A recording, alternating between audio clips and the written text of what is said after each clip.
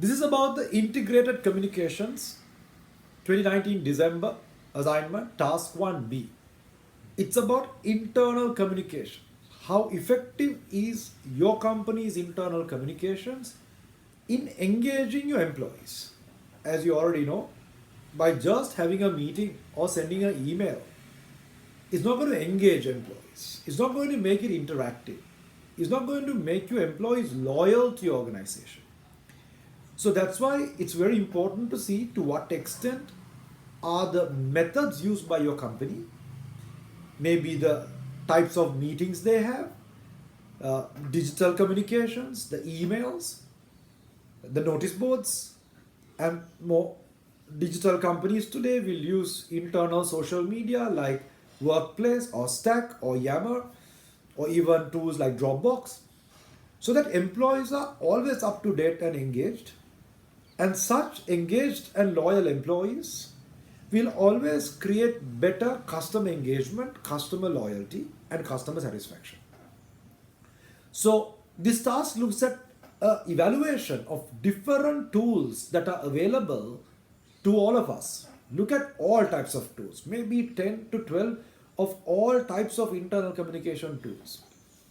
Identify which tools are used by your company. Are they using it, partially using it, not at all using it? And then evaluate to what extent are those tools effective in engaging employees. As we know, some meetings in organizations is purely a boss-based one-way communication. There's no room for employees to ask questions, clarify doubts, even argue things out. See, if employees don't have a chance to engage with the organization and the management, they are unable to highlight issues that they see that are impacting their customers. So a classic example, there is a case study of Walmart, the world's largest retailer, supermarket. Uh, when they were scaling it in size, the chairman of the supermarket chain, Sam Walton, used to visit the organization right at the supermarket floor. And he used to ask the employees one to one, very informal internal communication on what issues do they face. And employees would tell him upfront in absolute real terms what the issues were. And one lady openly told, look here Sam, you are creating far big shopping spaces where old ladies are getting lost. People are finding it hard to find food. And Sam asked, what could we do about it? And the lady said, why don't we have a meet and greeter, somebody in the front at the entrance who is going to ask people what are they looking for and direct them. And that created far better customer engagement as well as customer satisfaction and loyalty. So it's an example of how informal internal communication methods creates better employee engagement and loyalty. As a result, helps them better solve customer problems, resulting in better customer engagement and customer loyalty.